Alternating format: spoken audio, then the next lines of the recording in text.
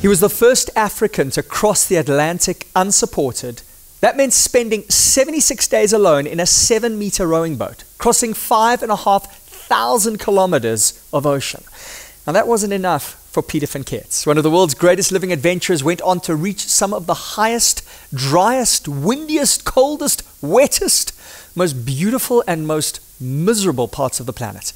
Big business pay him big bucks to help them reach their most daring goals. Now he's going to help us do the same.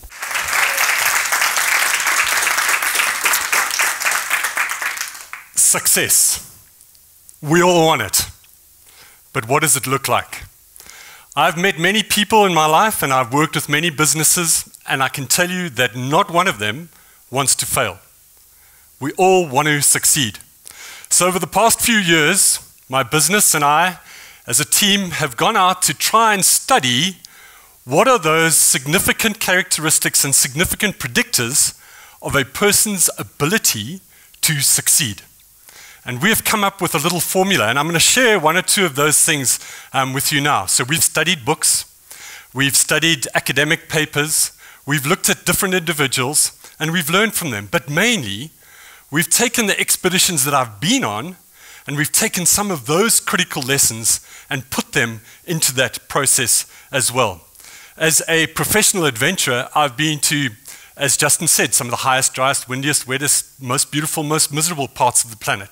And I've learned a great myriad of things. Picture this scene. It's minus 52 degrees centigrade. Your tent is failing. And without it, you've only got a few minutes to live. You're 500 kilometers away from the South Pole and any form of safety. You're way out of your comfort zone. What you do next will determine whether you survive or whether you die. Now, we know that we currently conduct our business and personal lives in a turbulent, dynamic, and often harsh world. So how do we achieve and sustain true success? How do we adapt to this change and thrive in it? And how do we fulfill our purpose? In our studies, we have concluded that over the past 5 decades, the most inspirational leaders have been those leaders that have shown great vision, that have surrounded themselves with visionary people, and that have been purpose-driven. Your story that you're going to tell one day is determined by this one thing. So Harvard Business School did a study on successful people. And at the end of their study, they came to this one conclusion, that it doesn't matter whether you've got a big dream or a big vision. It doesn't matter whether you have come from a top socioeconomic background. The one significant predictor that they found in a person's ability to succeed is this one point here. Nyamazela, grit, fussbait. And we at the leading edge concur.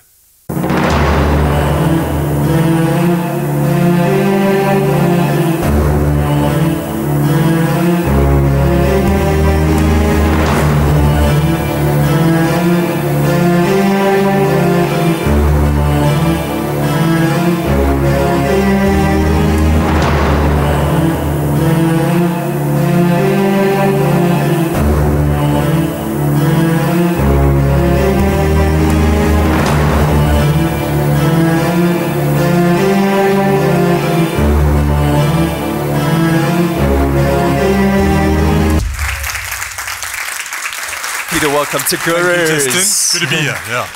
So, why? I suppose, Justin, that's a question that I get asked most in my life, considering some of the things that I've done. And it's a complicated question because I could answer it on so many different levels. But if I had to take it right down to the root, you'd probably think I'm quite selfish. So I do what I do because that is the vision that I have for my life. And I know that if I'm doing that thing that makes me feel alive with the right purpose behind it, kind of everything else will fall into place. And when I say that, I'm actually saying terms and conditions apply. Yes, I'm sure there's a great list when you have a wife and a child, yes, and yeah, very much.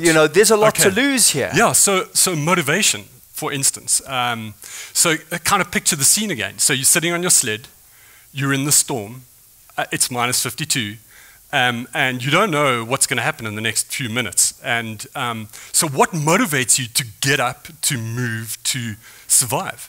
And for me, it's predominantly been around the team of people that I've surrounded myself with. And what would they say to me to get me up, to get going, and to move and to survive? So my motivation is really around my team that I've surrounded myself with. My solo row was called, the documentary was called Not Alone, because it's not about me, it's about my team.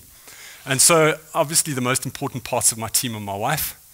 She's an integral part of what I do, and my daughter, Hannah. In fact, I asked my daughter, Hannah, the other day, I said, Hannah, what do you want to do one day when you grow up? And she looked at me and she said, Dad, I want to become an extreme rock climbing ballerina. and that's the personal vision, right? I love that, because maybe that is a whole new category your daughter's going to invent, right? Absolutely. Well, I mean, she loves dancing and she loves rock climbing. Marry the two. But that's it, right? Joseph Campbell, follow your bliss. Yeah, and in following your bliss, what you've done is all these incredible accomplishments that have inspired so many of us, right? So in following deep down what it is that you want, you get to bring this gift to the world. Yeah, it's absolutely something that I'm deeply passionate about, because, I think once we get out of our comfort zones, and many businesses are like that. I mean, I can compare a business to a normal expedition, because the same kind of universal things are happening around us. We go through the storms, et cetera, and we've got to be able to handle those things. So for me, the big thing is what motivates us as employees, as a leadership team, to achieve that vision that we've got for our business. And there are many things that we could put in. And for you, it's purpose. I mean, purpose is the ultimate motivator, isn't it? Absolutely. If the difference between you and I is when I go to work on an expedition, the chances of me not coming home are good, if I don't put the right processes, if I'm not prepared properly, if I don't plan meticulously, and especially around those storm areas, that can take your life instantly. Now, Peter, you talk a lot about grit, and we know from the Harvard studies that grit is showing itself to be more important than IQ, than virtually any other personality characteristics. We're seeing this with children who are grittier tend to be much more successful. So how do we marshal this grit? For those of us who are struggling to get through that obstacle, to overcome, how do you create grit? Passion. It's what drives you. So you as an individual sitting here today or out there are going, okay, so what drives me at my work? When I wake up in the morning, what is the thing that gets me out of bed and makes me want to do what I do? And so for me, that is all around passion. And it's different for different people. So your passion may be, we've got to achieve this goal by a certain time, and if we do, we're rewarded, et cetera, et cetera. For us, for me and for us on some of the expeditions that I've been on, especially the big expedition races, was that will to win. So my driving, my passion during those big races, 5,500 kilometers or 900 kilometer races, have been, I want to win the race, and I want to break the world record, and it doesn't matter what that journey throws at me. I will be able to overcome it because I'm so passionate and so determined to do it. So the thing that really enables grit, nyamazela, fast-bait perseverance is that passion that we have towards achieving the goal. Now, and if we don't, we're not going to make it. Now, passion is this word that we use a lot in the corporate world, right? You've got to be passionate, and apparently it's got nothing to do with having more office romance. So when you really, and I love going back to the etymology of words. Passion, of course, comes from the Latin, meaning to suffer. I mean, it's the passion of the Christ. It's the suffering. I don't mind the blisters and the deep lesions deep into my hands and the boils on my backside. Sorry about the description of this. And I don't mind getting up every hour and a half for 76 days, 24/7. Because I want to win the race and because I want to break the world record, I'm prepared to do that. So it can't be a nice to have. No, it's not a nice to have. It can't be like, oh, that would be cool if I. It's got it. You are so galvanized. Like this is it's got to be that important to you. Yeah, and the modern trend with people is that we want to achieve success, but we're not really prepared to put up with the hardships. And especially young people. So they come out of school, they've had a good education, they go to university, they come out, they've got these great degrees, they've worked hard to get them, but now they expect, and I'm generalizing here, and I think a lot of us do it, we expect to achieve great things, but we don't want the hardship. And I do not know, and I can challenge anybody, tell me a great story, not a good story, a great story that does not come hand in hand with hardship. Absolutely. Yeah. Well, this is, one of the things that concerns me of some of the self-help movement, do a visualization, affirmation, boom, it can all be yours. Yeah. Anybody who ever accomplishes anything of any value has overcome difficulty. But you're not going to want to overcome that difficulty.